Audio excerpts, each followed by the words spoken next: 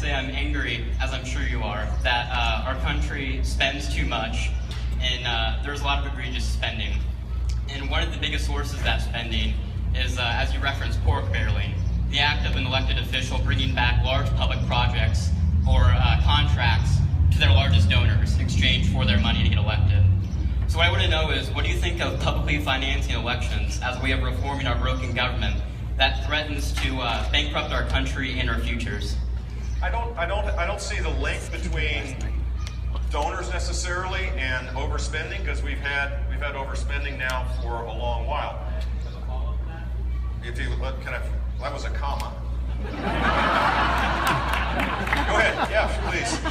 The spending comes from the pork barreling, the large public projects that officials bring back in exchange for those donations. No, I got what you said. I'm respectfully disagreeing a bit on what you're saying, because frankly, with the Republicans in control of Congress, they've eliminated the placing of line items in the budget over the last 3 years, which was appropriate because prior to that they didn't. So that still doesn't solve the problem of overspending. We still are overspending. Government income growth is growing faster than personal income growth. And there are two reasons for that. The principal reason is that we've not reformed our entitlement system. I'm not talking about Social Security here, I'm talking about Medicaid and Medicare that's growing at 6, 7, 8%. And as more people get in the Medicaid rolls and Medicare rolls, that's going to grow exponentially. We have to reform our entitlement system if we're going to live within our means. Secondly, we should reform all the things that we do. I got to do that as governor. That's what governors get to do if they want to. And we had a balanced budget requirement, so I felt compelled to do it. Let me give you an example of how that could work. In this country today, there are 48 million people that are on food stamps, 47. It's dropped from 48 to 47. It's gone from something like 32 to 48 during the time that President Obama's been there. There's an error rate of double digits. It's been noticed. I mean, it's been published. It's double-digit error rates. There's error rates in the Earned Income Tax Credit that just recently came out that's in double digits as well. There's double-digit fraud and abuse in our Medicaid system. So a leader will figure out how to make that change, just as I did as governor of the state of Florida. We can reduce the size and scope of government, and if we grow our economy, we can get this back in balance over an extended period of time. I just, there are people that look for an easy fix, eliminate the Electoral College or eliminate, there's all sorts of redistricting problems, all these things. Those are all worthy objectives, but it's not going to get to the basic problem. Conservatives need to lead this country, and they need to do it in a principle-centered way. Yeah. Governor, as a recently retired member of the military, I served under both your father and your brother, and was proud to do so. And could you just maybe speak on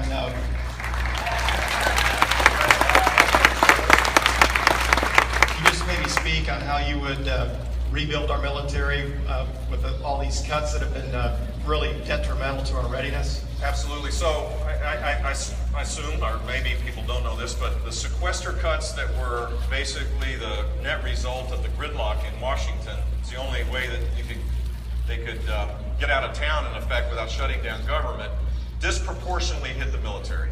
Disproportionately so, and it continues on to the point where automatically now we're seeing cuts, and we're projected, the run rate going forward projected is that we'll have the smallest Army, the smallest Navy, and one of the smallest Air Forces we've had in the last 50 years. And while we still have, I think, the strongest military in the world compared to others, we're on the trend line that needs to be reversed. We also need to make sure that we provide support for veterans. If we're going to have an all-volunteer Army, there needs to be a commitment that when they come home, they'll be taken care of. And here's another place where I think Washington is going to when you have a waiting list and your employees get bonus for reducing the waiting list, and you don't provide care, but you take the list down, you get bad results, and that's exactly what you did. That's what happened in the scandal of the Veterans Administration. I was in Colorado a few months ago, and there's a hospital in Denver that was supposed to cost $250 million. I think it's going to cost $1.8 billion. And they still don't, and they don't have the funding now, because obviously you don't appropriate money for a $250 million hospital when it costs $1.8 billion. So this scandalous behavior needs to change, and rebuilding the military needs to be the first priority. Because look, if you want to create a more peaceful world, I think the Reagan peace through strength analogy is the one that applies. The stronger we are, the more likely it is that we won't have to use our force. And our consistency in foreign policy combined with a strong military will create a more peaceful world where the men and women in the uniform won't have to be taking extended operations around the world. So this is the one place where I think government, this is the first priority. Protecting the homeland and having a strong military is necessary for our democracy and for our freedom, and I'm committed to rebuilding it.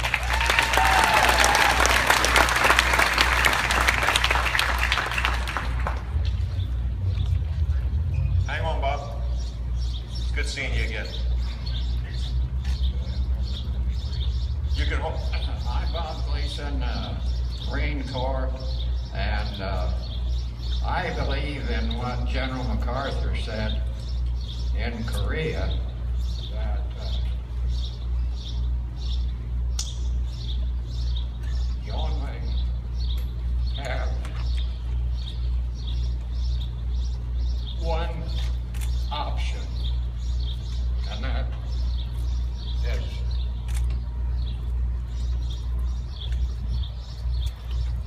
victory. There you go. Thank you, sir. Thank you for your service. Why don't you sit down? Don't get near the pool. I was with you in Iowa City, and be careful. So I appreciate your service, and we have a new threat, a new asymmetric threat, a threat that's a modern threat that we've not had to deal with before, which is an organized army of barbarians that have taken over huge swaths of Syria and Iraq. And there, I think the MacArthur analogy applies, that we need victory. We need a strategy to win. This president, this is breathtaking. This is a president in his 6th year, and in the last year, twice he said that we don't have a strategy to deal with ISIS. He said this last week, and he said it about 6 months or 8 months ago. I mean, that's breathtaking. If you don't have a strategy and you're the commander-in-chief, maybe you should get one. Or let the next president come and do it. To win, we can't react to events. We can't do this in a piecemeal fashion. We have to demand that we do this in unison with our allies, which means we have to rebuild the alliances that have been tattered to the seams. Think of the countries that could help us in this regard. They have no confidence the United States is going to be there for the long haul. We're negotiating with Iran, unilaterally giving concessions, and the rest of the region is being destabilized by the very regime to do this, to make it even more complicated to deal with ISIS. This president uses language of grandiosity about red lines, about ISIS being the JV, when in fact what he ought to do is speak quietly, develop a strategy, build coalitions, and listen to his military advisors and take this threat out over the long haul.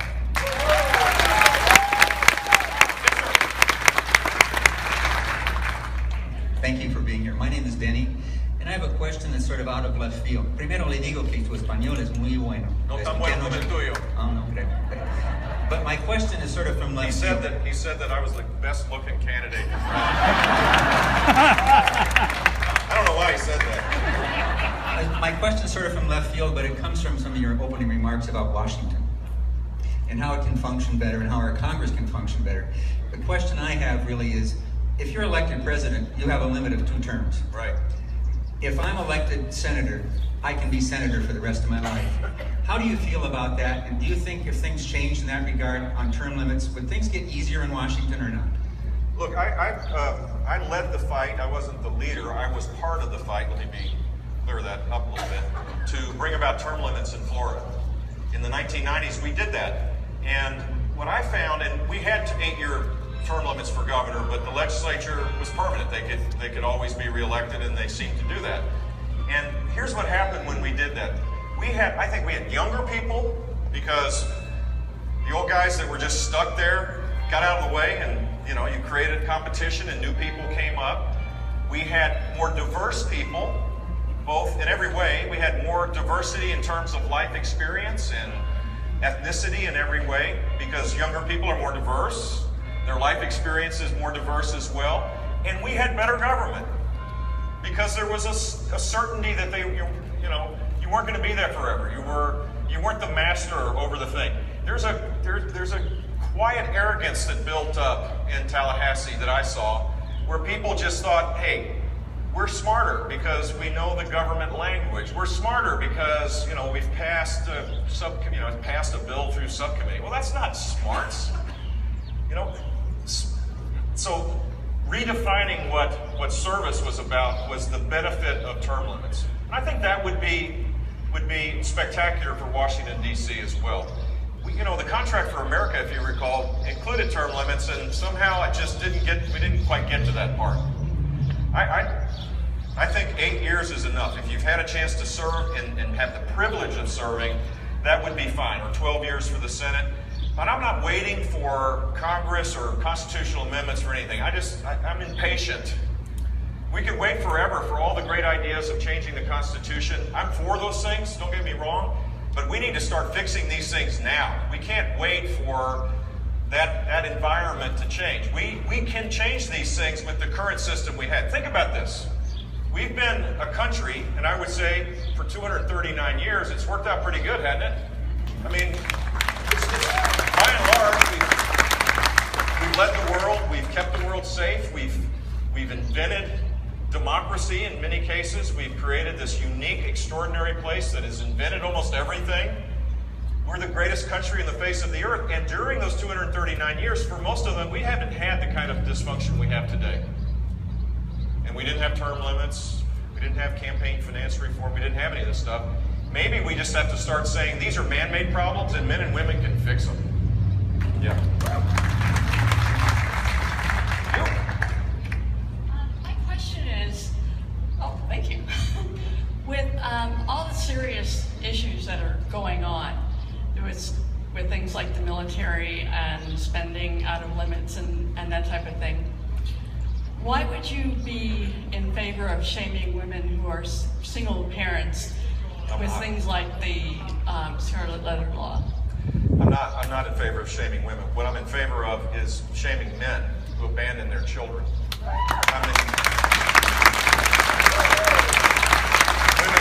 Women who bring up children by themselves do it heroically. They do it against all odds. Men who don't feel responsible for being part of their child's life create real strains on that family.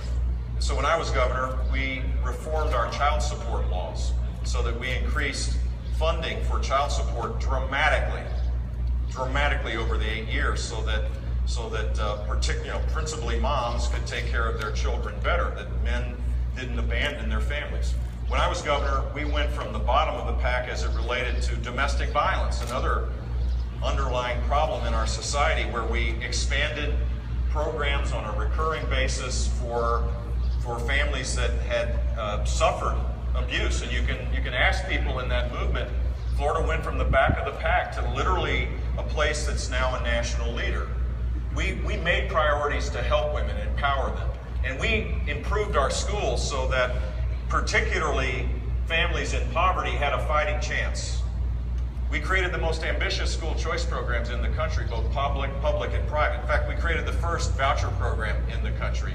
We created a program for children with developmental challenges. In Florida, if your child has an IEP, which is by federal law, if you have a learning disability of any kind, you can take that money, state and local money, dollar for dollar, 100% of it, and go to a private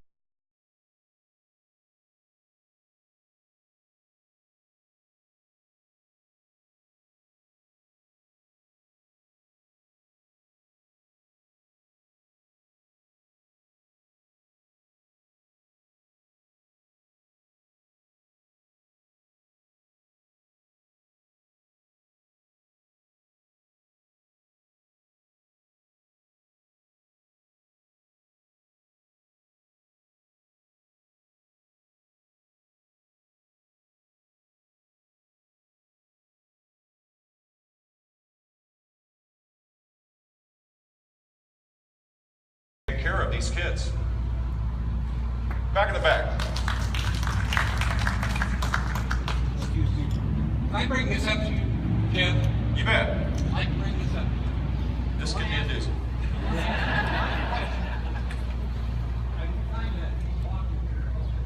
Oh, take your time.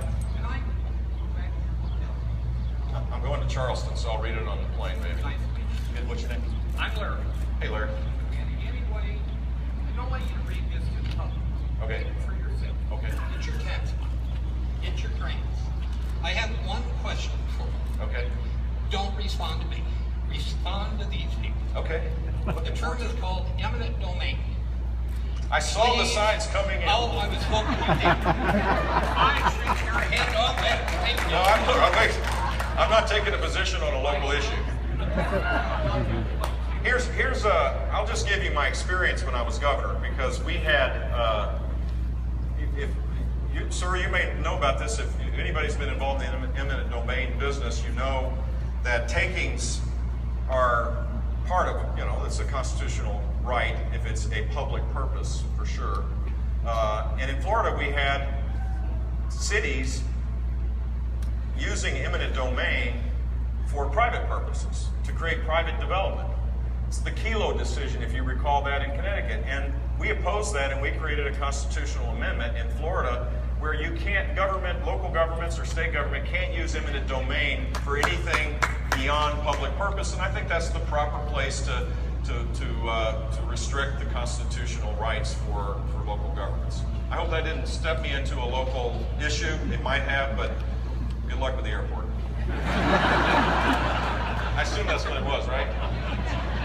I saw about 10 signs, so. My name is Diego Salamanca, pre-med at Iowa State, and this is my question. For-profit prison companies have successfully lobbied for a policy requiring 34,000 immigrants to be detained each day. Will you end this policy? Well, they're contracted by the federal government, and that's the federal government's responsibility. So, if people have committed crimes, they should be deported. Ultimately, what we need to do. And at the same time, for people that have been here for a long period of time, and this apparently is controversial, so here goes, subject myself to probably a little bit of abuse, but I don't think 11 million people living in the shadows is appropriate in this great country. I think what we ought to do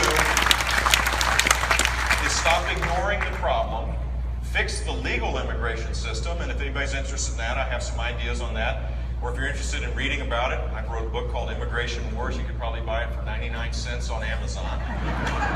But as it relates to those that have been here illegally, there ought to be a path to earned legal status, where you get a provisional work permit, not a guarantee of anything, a provisional work permit where you pay a fine, where you learn English, where you don't receive federal government assistance, where you don't commit crimes, and over an extended period of time, you receive earned legal status. You don't cut in line for people that are outside the country waiting patiently to come in.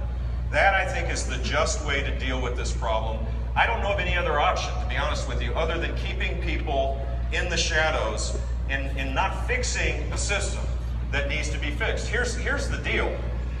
Democrats win with this politically. If we just keep this lingering forever and ever, it's a wedge issue that at least for the last 2 presidential races, we've lost. I want to win. I want to win so that we can apply conservative.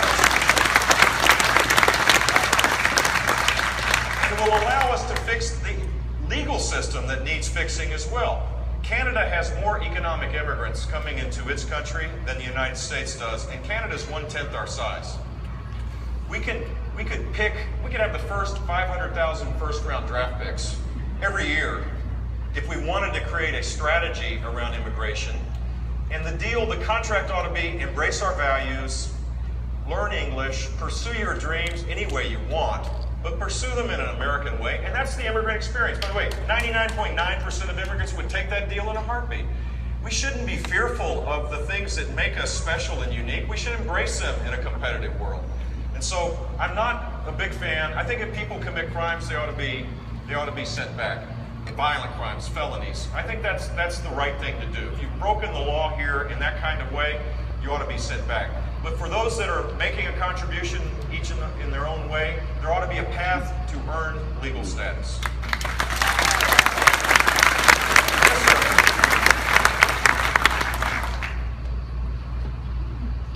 My name is Dan, and recently at the Lincoln Day dinner in Des Moines, during the photo opportunity, I told you that I'd happily supported your father and your brother, and that if you got the nomination, I would happily support you. I marked you down as neutral in the primary when I heard that. I had a friend recently say, seeing all the Jeb signs, he said, is he trying to separate himself from his father and his brother? And I said, well, why don't you ask Hillary that question? And the next time I see Jeb Bush, I'll ask him. Great, I'm glad you did. So I ran for governor in 1994. And guess what my sign was? Jeb, exclamation point. I ran for governor in and I lost. It was, I try to forget that, but it wasn't because of the signage. It might have been because the brash, young, passionate candidate didn't show his heart, didn't show that he cared about people. He was all about 5-point plans and, you know, changing the world, but I didn't connect on a human level with people. 1998, guess what my logo looked like? Jeb, exclamation point. It worked that time because I showed my heart. I went to visit 250 schools. I had a really provocative education reform agenda, but instead of just kind of saying, here it is, take it or leave it, with a little bit of, you know, edge to it, I went to visit 250 schools and got challenged each and every time I went into these schools. They thought I had horns on when I walked in. And I learned how to put a human context around the issues and ideas that I believed in. Guess what happened when I ran in 2002? Yep, Jeb, exclamation point came back. It's who I am. People know me in Florida as Jeb. I left with a 67% approval rating in a purple state. That's how you can do it. I don't want people to think of me as removed or, you know, above it all, or thinking you know, that I don't have to earn it. I'm going to go earn it. I'm going to work hard each and every day. I'm going to go earn people's support. I'm going to do it with humility. I'm not going to do it with arrogance. I'm going to do it with a first name. And I want people to call me by my first name, Jeb. So this is not kind of hide away from my family. There ain't no way that Jeb Bush is going to hide away from the Bush name. It's just not going to happen. Think about it. Just pause for a second. You honestly think that I can go in the witness protection program and come back out? All of a sudden now I'm Jeff Smith? You know, look, I am who I am. I'm proud of who I am. I love my family. I love my brother. I love my parents. I love Jeff Jr., who's here. I love my grandkids. I love my wife. I got a great family. I'm not hiding from it. Trust me. I don't know about Hillary, though. Excuse me? Okay, hang on. Wait, stand up and there you gotta. All right, my name's John, and I was rather impressed with your announcement speech that you included a mother of a child with autism, with fairly severe autism. Very. Couldn't even speak. So, 2-point question. One, how did you improve services in Florida as governor? And what is your national plan to address the autism epidemic? It's now 168. Kids are aging out of the education system. And what are we going to do with these adults who can't get services? Great question. And I'll tell you the Florida story. So I got elected in 1998. And in literally the first week, I think the inauguration day was the first Tuesday, it was like January 2nd. By Thursday, I was summoned to a federal court in Miami to explain why a federal judge shouldn't take over the program for the developmentally disabled in Florida. And I'm thinking, well, that's ridiculous. I mean, how can a federal judge take over a state program? I thought that was illegal, but apparently federal judges can do these things if they want. So I convinced him to allow me to go to the legislature to fund these programs that were totally in disrepair. I mean, it was a system that by all accounts was bankrupt. And the reason I did it was in 1998, I was in a town hall meeting in Fort Lauderdale with about this same size. It wasn't as pretty an afternoon, we were indoors. And a woman named Berthia Ponte, who you may have heard speak at the rally, got up and just let me have it. I mean, she was in my face. She wouldn't let go. And I finally said, ma'am, you shouldn't think that I don't care about your daughter. And I want to learn from you. So I'm going to give you 4 days in the next month, and you can organize it any way you want for me to learn. So I went to group homes. I met families whose parents' biggest worry, to your point, was outliving their children. Can you imagine that? If that doesn't hit your heart to think about a society where you're going to die. I met a 70-year-old woman whose husband was 70 as well. They had a severely disabled, developmentally disabled child that was 45, and they were worried they were going to die. And there was no help in Florida, none. The Medicaid waiver program was just underfunded, and the waiting list was 30,000 people. So what did I do? I increased the funding for the developmentally disabled programs by 100% over 3 years. We eliminated the waiting list. Now, how would you say a conservative Republican would do that? Because the most vulnerable in our society, abused children, frail elders, the developmentally disabled, ought to be in the front of the line, not in the back of the line, because they truly matter. And I'm not taking a step back. We can say we're going to slash government and do all these things. We need to be smarter about this and deal with the people that truly need the help of government and do it in a cost-effective way. So number one, we funded these programs.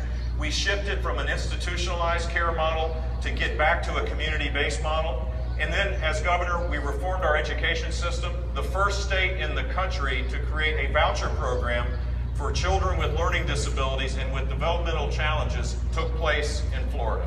So if your child had a learning disability, whether it was autism or dyslexia or was challenged intellectually in some way, you could take dollar for dollar the amount of money that the state and local governments generated for education and go to a private school. And 30,000 children have taken advantage of the McKay Scholarship Program. It is by far and away the largest of its kind in the country, and that empowers families that struggle with this issue. And guess what happened? The interesting thing that happened was the NAEP test, back to the nation's report card that benchmarks how all states do. They disaggregate the data. This is going to sound a little nerdy, but they disaggregate the data, so they break it up by race and by ethnicity, and they also break it up by ESE kids, children with exceptionalities. Florida's #1 in the country with children in learning gains for children with exceptional challenges. Why? Because there's a choice that parents have in Florida. They're not trapped in failed schools. They can go to a better private school with state dollars. And the public schools got better because parents were empowered with choices. So that's how we did it in Florida.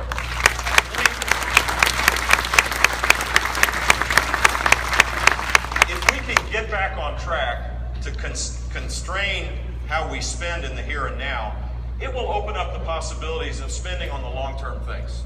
And there are 3 things that I think we ought to spend more on because we've seen big-time cuts in spending.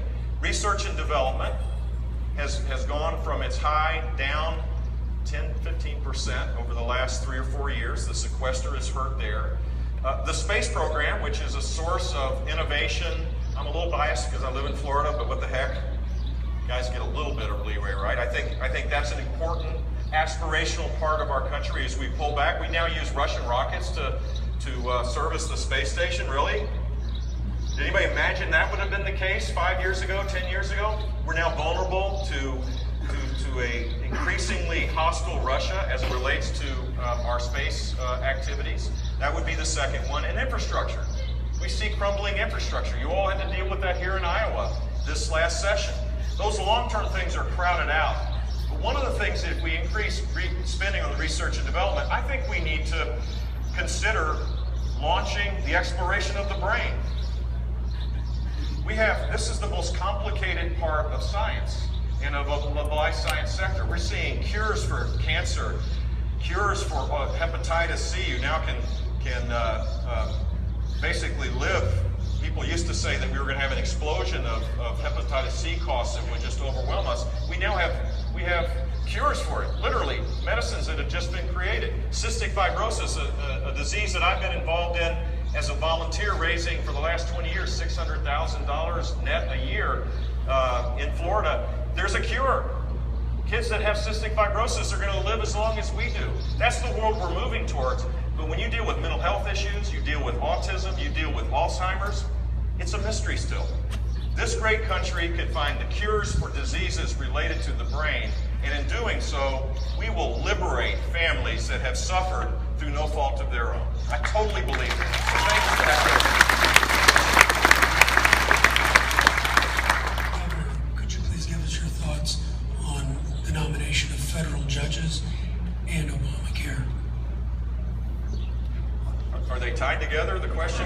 They might actually be tied together because, so I think the president has a duty, not a duty, but this president, if I'm going to be president, would pick judges that were intellectually capable, that could persuade their federal judges, but most importantly, that would strictly interpret the law, that they wouldn't feel like they were legislators. They didn't feel like they could roam off the strict interpretation of the Constitution.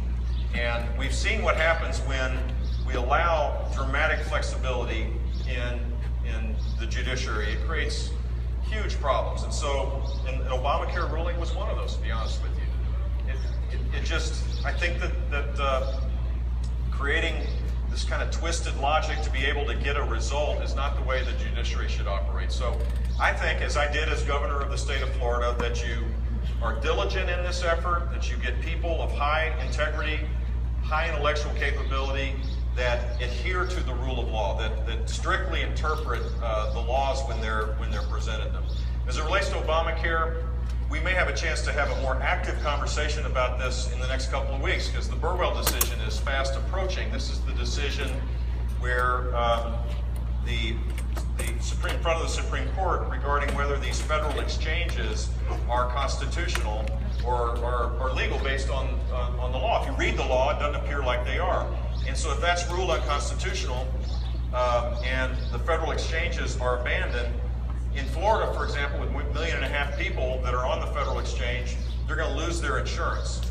And the Republicans, I think, have an opportunity then to not just be for repealing Obamacare, which I am, we also ought to be for replacing it with something that costs less, that adheres to our values, that provides portability, that eliminates the employer mandate, the employee mandate, all of this mind-numbing subsidies that are totally wacky, shifts power back to states to have much more flexibility to create an Iowa exchange based on Iowa values, a Florida exchange based on Florida values, trying different approaches, but don't think that one size fits all, heavily mandated, regulated healthcare from Washington, D.C. is the fix. It is a disaster.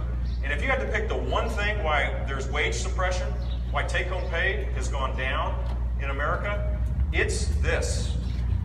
It's this. People are working less hours. People are having higher costs imposed on them.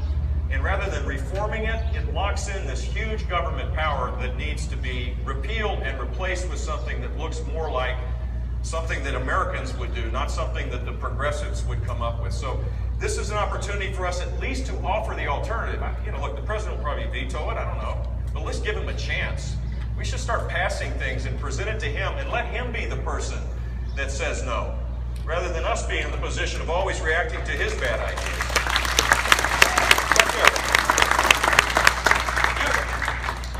Good afternoon. Hi, my name is Nancy.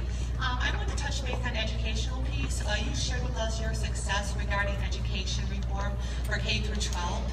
I'm curious to know what your plan is in regards to higher education and the rising costs for our millennial generation, given the challenges they're having with high tuition and high interest rates on student loans. Sure. So first, let me make clear on the K-12 side what the federal government should be doing. Very little or nothing. The government should have no say, the federal government should have no say in the creation of standards, content, curriculum, indirectly, directly, over and out. And if it isn't passed in the reauthorization of the K-12 law, the next president can do this by executive order and then get the reauthorization done. And I would do that. I know how reforms work because I've done it, and it's done at the state level, and it's implemented at the local level, and that's our tradition. As long as we do it, this should be a national priority, because we're creating two Americas based on education outcomes. As long as we're committed to reform, it has to be done at the local and state level. Higher education has there's a different role for the federal government because the student loan program is administered now, thanks to Obamacare, by the federal government. Basically, the student loan program was nationalized in its majority, and so you have $1.2 trillion of debt, and the cost of education grows faster than healthcare. It grows faster than anything. It grows like a weed, and so in effect, what's happened is we're using the student loan program to finance these extraordinary costs, and we've been doing it long before President Obama got here, and now it's so extraordinarily expensive, and it's not getting the kind of throughput we need. So let me give you an example. I'm sure this is not the case in Iowa, so because everything's better here, but nationally, we measure college attainment rates for 4-year degrees in 6 years. Rather than 4 years, you would think that a full-time equivalent student would be, you would measure what percentage of those full-time equivalent students would graduate with a 4-year degree in 4 years, but somehow there was a secret squirrel meeting. I didn't get invited, and they decided to say, no, a 4-year degree, we're going to measure it in 6 years. 60% of public university students graduate, full-time equivalent students, not part-time students, graduate with a degree in 6 years.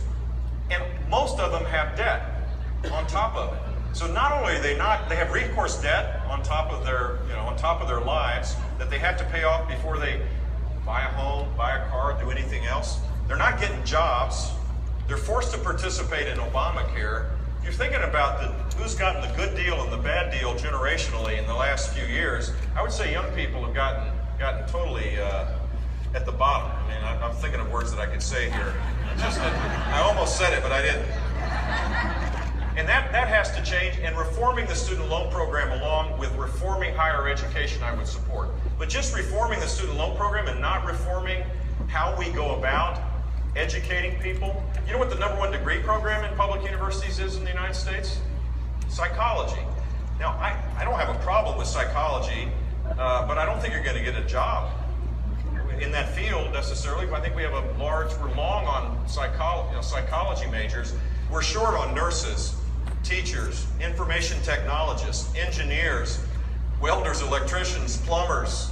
We're short on the things that create higher wage jobs for families. We're long on psych majors. Basically, I think if you're a psych major, your best chance is probably to go to get a master's and then add more debt.